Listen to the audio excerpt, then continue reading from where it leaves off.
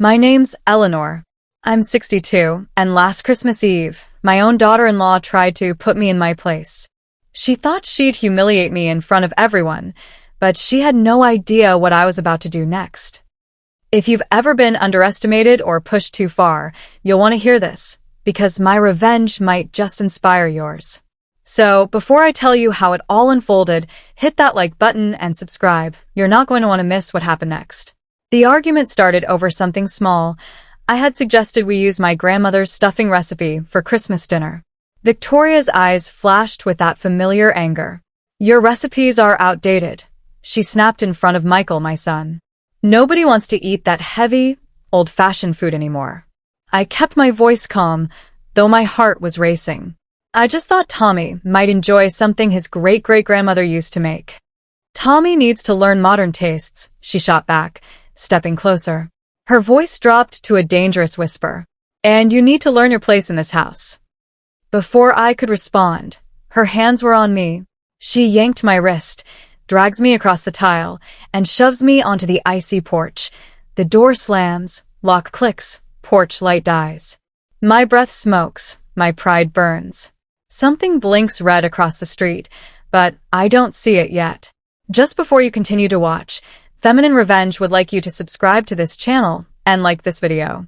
It would encourage us to keep this streak of thrilling revenge stories for you to watch. Alright, back to the story. The cold hit me like a slap. My thin cardigan offered no protection against the December wind that cut through the fabric like knives. I stood there for a moment, stunned by what had just happened. Through the frosted window, I could see warm yellow light and the outline of my family inside. I gathered what remained of my dignity and approached the door. My knuckles were already stiff from the cold, but I managed to knock. Once, then twice. No answer. I could hear voices inside, not urgent or concerned, but casual conversation peppered with laughter. The sound of my grandson Tommy, playing with his toys. I knocked again, harder this time. Still nothing. The wind picked up, sending snow swirling around my ankles. My fingers were starting to go numb, and I could feel the bite of frostbite beginning to nip at my ears. Part of me wanted to pound on that door until my son opened it. Part of me wanted to call out, to make them understand how cold it was, how wrong this was. But I wouldn't give Victoria the satisfaction of hearing me beg. I knock once, twice. Laughter swells inside. Humiliation stings sharper than the wind. My fingers go numb, but I refuse to beg. If they won't open for me, I'll open a different door. I wrapped my arms around myself and walked slowly down the front steps. Each breath created a small cloud in the frigid air.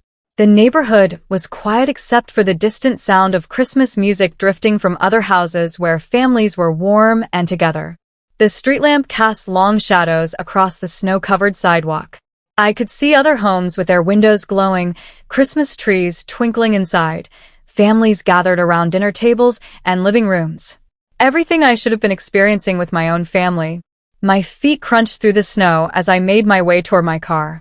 The cold was seeping through my shoes now, and I knew I needed to get somewhere warm before the weather became dangerous. But more than the physical cold, I felt something else settling deep in my chest, a resolve I hadn't felt in months.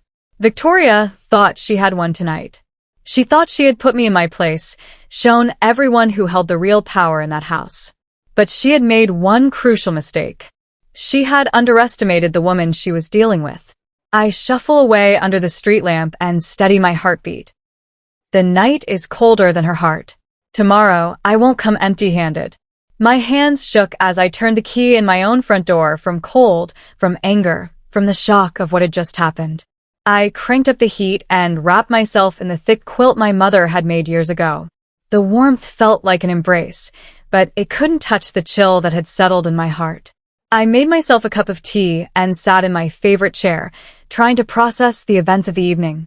The bruise on my wrist was already forming, purple finger marks where Victoria had grabbed me.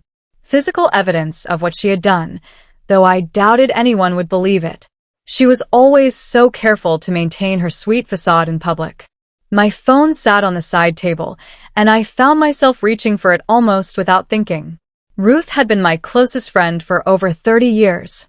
She was the one person who never asked me to make myself smaller, never suggested I should just keep the peace for the sake of family harmony. When she answered on the second ring, her voice was warm and immediately concerned. Eleanor? It's late, honey. What's wrong? I told her everything. The argument, the physical confrontation, being locked out in the freezing cold. Ruth listened without interrupting, making small sounds of understanding and outrage in all the right places. She says 4 words that change everything. There's a new camera. Ruth picked me up at dawn, arriving with coffee and determination written across her face. Show me exactly where it happened, she said as we drove through the quiet Christmas morning streets. We parked across from Michael and Victoria's house, and Ruth pointed to something I had never noticed before. Mounted discreetly on the neighbor's porch was a small, sleek security camera aimed directly at the street, and more importantly, at my son's front door. The Hendersons had it installed last month after their car was broken into, Ruth explained. Mrs. Henderson mentioned it at the grocery store. Said they got the kind that records everything in high definition and stores it for weeks. My heart began to race with possibility. Do you think it would have captured what happened last night? Ruth was already dialing her phone. Mrs. Henderson and I are in the same book club. Let me give her a call. Within 20 minutes, we were sitting in the Hendersons' kitchen, explaining the situation to a sympathetic woman in her 70s who had seen too much neighborhood drama over the years. She understood immediately why we needed to see the footage. I'll have my grandson pull it up for you, she said kindly. He installed the whole system. At dawn, we stand across the street. A sleek lens stares at their front door. Ruth knows the installer. I know what I want, truth. Will the footage be clear or conveniently broken? Mrs. Henderson's grandson Jake was a college student home for winter break. He sat us down at their computer and pulled up the security systems app with practiced ease. What time did you say this happened? He asked, his fingers flying over the keyboard. Around 9:30 last night, I replied, my stomach churning with nervous anticipation. Jake scrolled through the timeline until he found the right moment. Here we go, he said, clicking play. The screen filled with a crystal-clear view of my son's front porch, illuminated by their motion sensor lights. The image quality was incredible. I could see myself walking up to the door, could see the Christmas wreath hanging there, could even read the house numbers clearly. Then the door opened, and Victoria appeared in the frame. What happened next was captured in vivid, undeniable detail. The camera had perfect audio as well as video. Every word of our argument was audible, every gesture visible. When Victoria grabbed my wrist and dragged me toward the door, the camera caught it all. The force she used, the way my feet slipped on the tile, the sound of the door slamming. Oh my God, Ruth whispered beside me. She actually put her hands on you. An email pings, crystal clear HD, timestamp, angle, audio. We watch me dragged, pushed, and shut out like trash. I rewind and catch something else in the audio. Wait, I said, reaching for the mouse. Can you play that last part again? Jake rewound the footage to the moment just before Victoria slammed the door. We all leaned closer to the screen, listening carefully. After the sound of the door closing, there was a brief pause. Then, clear as day, Victoria's voice came through the audio, speaking to someone inside the house. Let her freeze. She'll learn. The words hit me like a physical blow. It wasn't just that she had pushed me out into the cold. She had done it deliberately, maliciously, wanting me to suffer. The casual cruelty in her voice was breathtaking. Ruth gasped. She said that? She actually said that. Mrs. Henderson shook her head in disgust. That poor woman. In this weather, that could have been dangerous. Jake looked uncomfortable. Ma'am, if you want, I can copy this footage for you. What she did, that's not right. I stared at the screen, watching myself standing alone on that porch while warm light glowed behind the closed door. The timestamp showed I had been out there for over 10 minutes before I finally gave up and walked away. Her whisper on the clip. Let her freeze. She'll learn. My shame turns into iron. Justice or mercy? Which one will teach her better? Jake copied the file onto a plain black USB drive while Ruth and I sat in thoughtful silence. Mrs. Henderson busied herself making us fresh coffee, occasionally shooting sympathetic glances in my direction. "What will you do with it?" Ruth asked quietly. I turned the small drive over in my palm. Such a tiny thing to hold such enormous power. "I don't know yet," I admitted. Part of me wants to march over there right now and show Michael what kind of woman he married. And the other part? The other part remembers that I love my grandson. Whatever I do, it affects him too. I slipped the drive into my purse. "I need to think about this carefully." Ruth nodded. "You have time. Christmas morning isn't for several hours yet." As we thanked the Hendersons and prepared to leave, Mrs. Henderson pressed something into my hand, gift wrap and ribbon. "Sometimes," she said quietly, "the most important gifts come in the smallest packages." Back in Ruth's car, I stared at the wrapping supplies. An idea was beginning to form in my mind, something that felt both perfectly just and perfectly timed. We copied the file to a plain black flash drive. No labels, no speeches, no treats. Ruth slides over gift wrap and says, "Make her unwrap herself." I spent the rest of Christmas Eve morning at Ruth's kitchen table, carefully wrapping the small USB drive. I chose gold paper, bright and festive, the kind that would catch the light and draw attention. The ribbon was thin and elegant, tied in a perfect bow. Ruth watched me work with curious eyes. "You're really going to give it to her as a Christmas present?" "I'm going to give her exactly what she gave me," I replied, smoothing down the edges of the paper. "A lesson." I wrote out a small gift tag in my neatest handwriting. "For peace between us." The words felt heavy with meaning as I attached the tag to the ribbon. Ruth poured herself another cup of coffee. "Are you sure about this, Eleanor? Once you do this, there's no taking it back." I thought about Tommy, my sweet grandson who didn't deserve to be caught in the middle of adult conflicts. I thought about Michael, my son who seemed increasingly distant and stressed. And I thought about Victoria, who had made it clear that she saw me as nothing more than an obstacle to be removed. "She made her choice last night," I said, setting the wrapped gift carefully on the table. "Now it's time for everyone to see what that choice really looked like." Gold paper, thin ribbon, steady hands. I write one tag. "For peace between us." Peace can wear steel under silk. Christmas morning arrived crisp and bright. I dressed carefully, not too formal, nothing that would suggest I was planning anything dramatic. Just a grandmother coming to spend Christmas with her family. When I pulled up to the house, I could see it was already full of activity. Cars lined the driveway and street, Michael's sister and her family, Victoria's parents, a few neighbors who traditionally stopped by for Christmas morning coffee. Perfect. Through the large front window, I could see people moving around the living room. Tommy was on the floor surrounded by torn wrapping paper and new toys. The Christmas tree twinkled in the corner, and someone had hung stockings along the mantelpiece. It looked like a perfect family Christmas morning. Victoria answered the door wearing a red sweater and a smile that didn't quite reach her eyes. "Eleanor," she said, her voice carefully neutral. "We weren't expecting you." "I wanted to stop by and see Tommy open his presents," I replied, holding up the small wrapped gift. "And I brought something for you." She glanced at the gift with curiosity, probably wondering if it was some kind of peace offering after last night's confrontation. Christmas morning, house full of relatives, neighbors, and new toys. She sees me and forces a hostess smile. I walk toward her with an apology. She won't survive. 11 ***. The living room fell into a gentle hush as I entered. Victoria's mother looked up from where she was helping Tommy with a new puzzle. Michael's sister waved from the kitchen where she was preparing coffee. Even the neighbors turned to acknowledge my arrival. I walked directly to Victoria, who stood near the Christmas tree with her arms crossed. The room's attention naturally focused on us, grandmother and daughter-in-law, the two women who everyone knew had been having difficulties lately. "Victoria," I said clearly, loudly enough for everyone to hear, "I've been thinking about last night."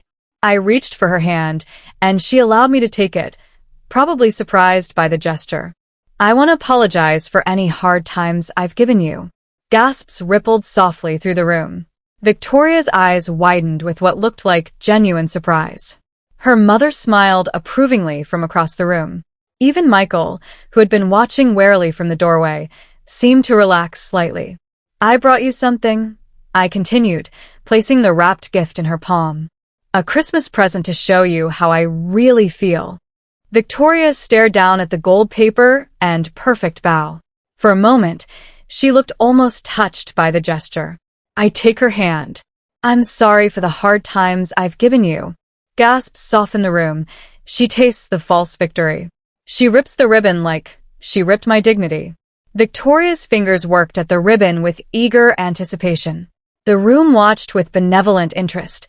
Family members always enjoyed witnessing moments of reconciliation, especially during the holidays. The gold paper fell away to reveal a small white box. Inside, nestled in tissue paper, was the plain black USB drive. Victoria lifted it out and held it up to the light, turning it over in her palm. "What is it?" she asked, her voice carrying clearly across the room. Several people leaned forward with curiosity. I smiled peacefully.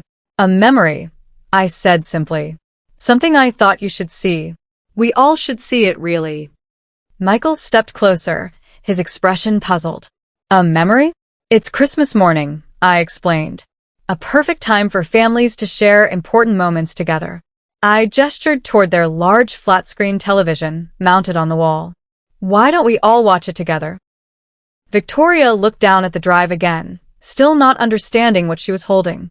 But Michael was already moving toward the entertainment center, his natural curiosity winning out over any caution he might have felt. The tiny drive glints in her palm. "What is it?" she asks. "A memory," I say. Her husband is already reaching for the TV remote. Michael powered up the television and located the USB port on the side. "Let's see what Mom has for us," he said with a slight smile. It was the warmest tone he had used toward me in months. Victoria held the drive out to him, still looking pleased with what she assumed was some kind of sentimental video. Maybe old family footage or pictures from Tommy's childhood. The rest of the family gathered around expectantly. "Everyone gather round," Victoria announced, playing the gracious hostess. "Eleanor has something special to show us." Tommy abandoned his toys and climbed onto the couch next to his father. Victoria's parents moved closer to get a better view. The neighbors settled into chairs with their coffee cups. Even Michael's sister emerged from the kitchen, wiping her hands on a dish towel. Michael plugged in the drive and navigated to the video file. The screen flickered, then filled with a crystal-clear image that made several people lean forward in confusion. It was clearly the front of their house, filmed from across the street. "What?" Victoria started to say, but her words cut off as she recognized the scene. Click, screen wakes. The living room dims. The first frame freezes everyone mid-breath, her hand on my arm, my feet sliding. The audio volume ticks up by itself, loud enough for the far couch. The footage continued to play with devastating clarity. There was Victoria grabbing my wrist, her face twisted with anger.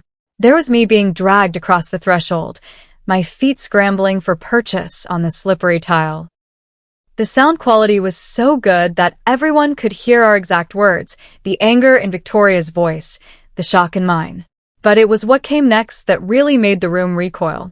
Victoria's voice, clear and cold, speaking to someone inside the house after she had slammed the door. "Let her freeze. She'll learn." Victoria's mother gasped and covered her mouth with her hand. Michael's sister stepped backward, as if she had been slapped. The neighbors exchanged horrified glances. Even Tommy, young as he was, seemed to sense that something terrible was happening on the screen. "Turn it off," Victoria said quietly, but no one moved. The room was transfixed by what they were seeing. The mother and grandmother they all knew and loved being physically manhandled and thrown out into a dangerous winter night. Victoria's voice echoed again from the speakers. "Let her freeze. She'll learn." "Let her freeze," echoes across tinsel and wrapping paper. Her mother flinches. Her sister looks away. She lunges for the remote and finds another hand gets there first. Victoria made a desperate grab for the remote, but Michael's hand closed around it first. Their eyes met in a moment of silent communication, husband and wife, the people who had promised to honor each other, now facing the undeniable truth of who one of them really was. "We're all watching," Michael said quietly, his voice carrying a finality that made Victoria go completely still. The authority in his tone was something I hadn't heard in years, not since before Victoria had systematically undermined his confidence and independence. The room had fallen into a silence so complete that the only sound was the audio from the security footage. On screen, the timestamp showed minute after minute ticking by while I stood alone on that porch, my breath visible in the cold air, my arms wrapped around myself for warmth. Victoria's father cleared his throat uncomfortably. Her mother had tears in her eyes. The neighbors looked like they wanted to disappear into the floor. But no one left. No one spoke. Everyone understood that they were witnessing something that would change this family forever. The video continued relentlessly, showing me finally giving up and walking away into the darkness, defeated and humiliated.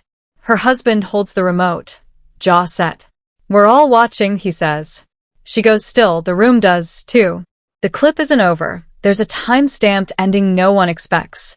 The final moments of the footage were perhaps the most damning of all. The camera showed me walking slowly to my car, my movements stiff with cold and defeat. The timestamp in the corner continued to tick forward, showing that I had been locked out for over 15 minutes in below-freezing weather. But what really made the room gasp was the final frame, me sitting in my car for several minutes, clearly trying to warm up before it was safe to drive. The timestamp showed it was past midnight, Christmas morning, when I finally felt able to start the engine and leave. The screen went black, and the silence in the room became deafening. No one seemed to know where to look or what to say. The cheerful Christmas morning atmosphere had been completely shattered by the reality of what Victoria had done. Tommy was the first to break the silence, his young voice cutting through the tension like a knife. From where he sat on the couch, surrounded by his new toys and the remnants of gift wrapping, he looked directly at his mother with confusion and hurt in his eyes. "Mom," he said in the small, bewildered voice of a child trying to understand adult cruelty, "why did you hurt Grandma?" The final frame, me, alone on the porch, clock ticking past midnight. The screen blacks out. The silence doesn't. From the hallway, a small voice breaks the hush. "Mom, why?" Victoria opened her mouth to respond to her son, but no words came out. How do you explain to a 6-year-old that you hurt someone out of spite? How do you justify cruelty to a child who still believes that adults are supposed to protect and care for each other? Tommy's toy soldier, the one he had been clutching throughout the gift opening, slipped from his fingers and hit the carpet with a soft thud. Even the family dog, who had been napping peacefully by the fireplace, seemed to sense the tension and slunk quietly from the room. Victoria's parents looked mortified. Her father was staring at his hands, unable to meet anyone's eyes. Her mother was crying now, soft tears that she tried to wipe away discreetly. The neighbors began gathering their things, clearly eager to escape the family drama they had accidentally witnessed. "It wasn't," Victoria finally began, but her voice cracked. "I didn't mean..." But what could she say? The footage spoke for itself. There was no explanation that could make her actions acceptable, no excuse that could justify putting an elderly woman in danger during a snowstorm. Michael stood up slowly from the couch, his face a mask of controlled emotion. Without saying a word to anyone, he walked toward the front door. Her son's toy soldier drops to the rug. Even the dog won't move. She opens her mouth. Nothing dignified comes out. Her husband walks out without shoes or coat. The sound of the front door closing behind Michael seemed to release everyone from their frozen silence. Suddenly the room erupted in whispered conversations. Victoria's mother was crying openly now. Her father was speaking in urgent, hushed tones to someone on his phone. The neighbors were quietly making their excuses and heading for the door. Michael's sister approached me with tears in her eyes. "Eleanor, I had no idea. I'm so sorry this happened to you." I nodded, accepting her sympathy but keeping my attention focused on Victoria, who seemed to be in a state of shock. She kept looking from the blank television screen to the front door where her husband had disappeared, as if she couldn't quite process what was happening. "It was just a misunderstanding," Victoria said suddenly, her voice too loud in the tense room. We had an argument. These things happen in families. Everyone's making too big a deal out of this. But her words fell flat. No one was buying her attempt to minimize what they had all just witnessed. The evidence was too clear, too damning. A joke. Victoria's mother whispered in horror. You call that a joke? Doors whisper. Phones buzz in the kitchen. Whispers become thunder. She says, it was a joke. The room recoils. 30 minutes later, footsteps return. More than one set. The sound of car doors slamming in the driveway made everyone in the room freeze. Through the front window, I could see Michael walking up the sidewalk, but he wasn't alone. 2 other men accompanied him. One in a dark suit carrying a briefcase, the other in what was clearly a police uniform. Victoria's face went white as she processed what she was seeing. What? Who are those people? The front door opened, and Michael stepped inside, followed by his companions.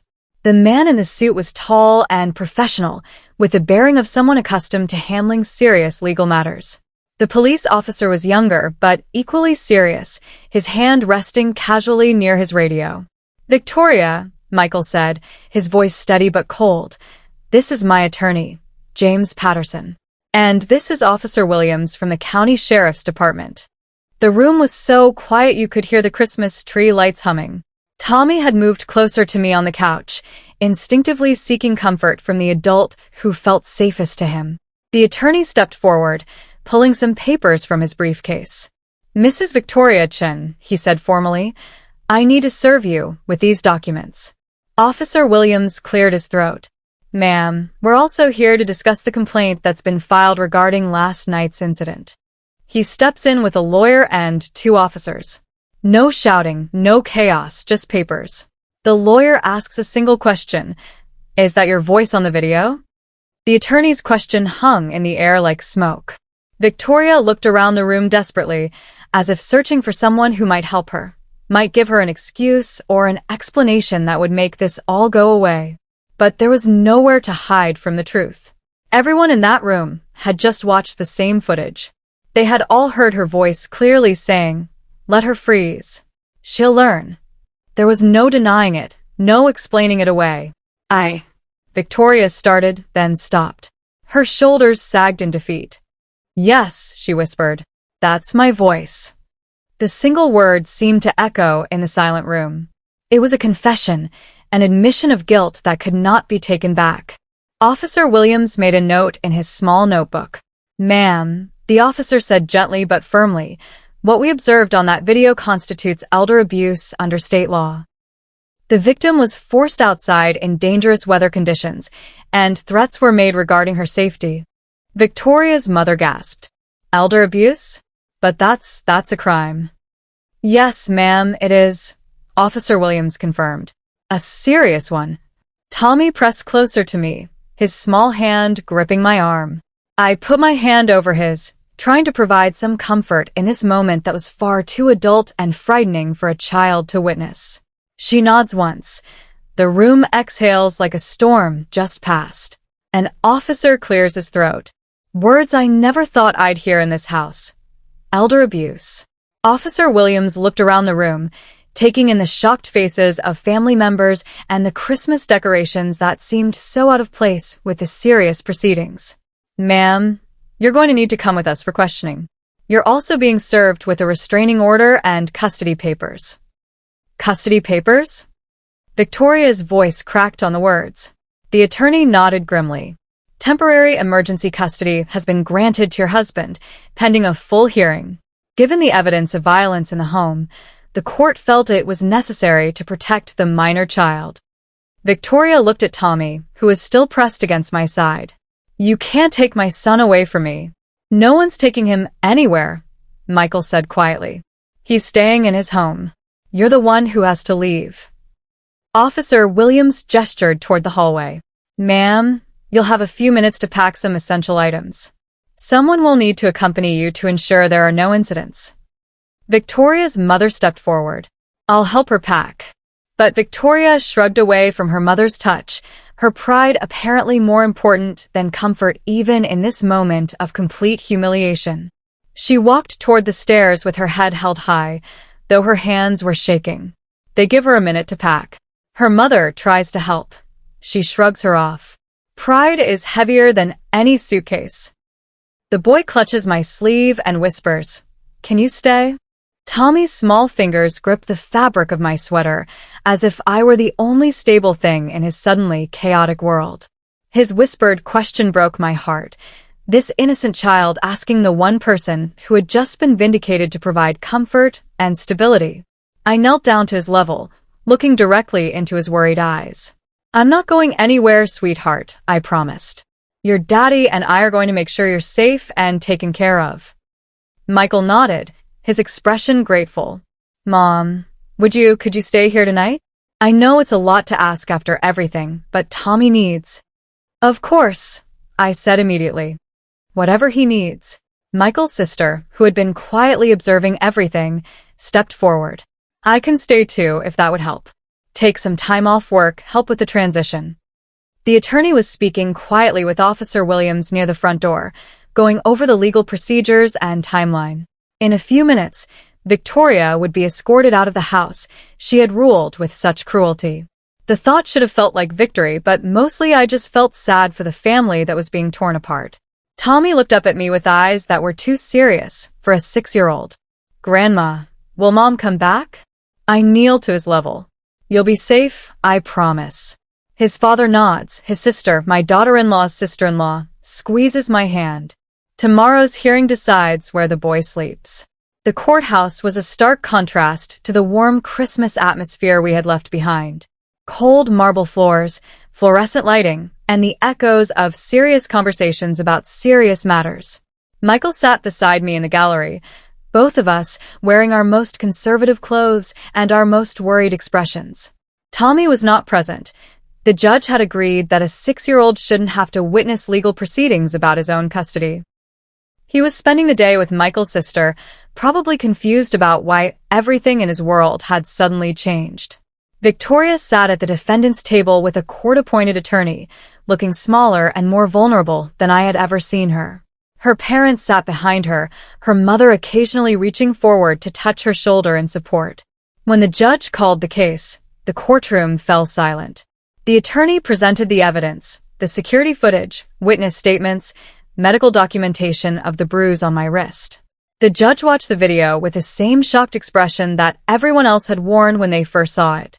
"This is disturbing footage," the judge said when it finished playing. The deliberate nature of the defendant's actions, combined with the audio recording of her intentions, presents a clear picture of elder abuse. In court, the judge watches the same clip we all did. No music, no commentary. Only choices on screen. The gavel lifts, and I hold my breath for a child. The judge's gavel seemed to hang in the air for an eternity before finally coming down with a sharp crack that echoed through the courtroom. "Temporary full custody is awarded to the father," she announced. "The defendant will be allowed supervised visitation rights, pending completion of anger management courses and family counseling." Michael slumped with relief beside me. Behind us, I could hear Victoria's mother crying softly. It wasn't the outcome any of us had wanted. We had all hoped that families could work things out privately, without courts and lawyers and custody battles. But sometimes, protection has to come before reconciliation. The defendant is also sentenced to 100 hours of community service, to be completed working with elderly populations, the judge continued. Perhaps spending time with vulnerable seniors will help her understand the gravity of her actions. Victoria stood as the proceedings concluded, her face pale but composed. As she was led away by her attorney, she looked back once at the gallery where Michael and I sat. For just a moment, I saw something in her eyes that might have been regret. Outside the courthouse, Tommy was waiting with Michael's sister. When he saw his father, he ran forward and hugged him tightly. Temporary full custody to the father, supervised visitation for her. The boy smiles small but real. "There's one last ribbon for me to cut. The way I forgive." 25 ***. 6 months later, I stood in the same living room where everything had changed, but now it felt completely different. The afternoon sun streamed through windows that no longer seemed cold. Tommy was at the kitchen table doing homework while Michael cooked dinner, something he had started doing more often, taking pride in creating a warm home for his son. Victoria had completed her court-mandated counseling and community service. Her supervised visits with Tommy were going well, and slowly, carefully, she was rebuilding a relationship with her son. She was different now, quieter, more thoughtful, less quick to anger or judge. She had even apologized to me, a real apology that acknowledged the hurt she had caused and took responsibility for her actions. I had accepted it, though trust would take much longer to rebuild. I walked to the front closet and hung up the small winter coat I had brought for Tommy, a bright red one that would keep him warm on the coldest days. It was a simple gesture, but symbolically important. I hung it right by the front door, the same door that had once been slammed in my face. That door would never shut me out again. Not because of legal orders or custody arrangements, but because the people in this house had learned what family really meant. I bring a warm coat to my grandson and hang it by the door, a door that will never slam on me again. I don't gloat, I breathe. Her gift was winter. Mine was a mirror. And she'll remember its reflection every Christmas. Have you ever had to stand up for yourself when family crossed the line? Sometimes the most important gifts we give each other are lessons in respect and consequences. Share your thoughts in the comments below, and if this story resonated with you. Also, please like and subscribe for more stories about family, boundaries, and finding your strength when it matters most. Remember, when you teach people how to treat you, make sure the lesson is clear. If you enjoyed this story, make sure to like this video, comment, and smash the subscribe button. Also check out other videos on the channel. Feminine Revenge has got more thrilling stories for you.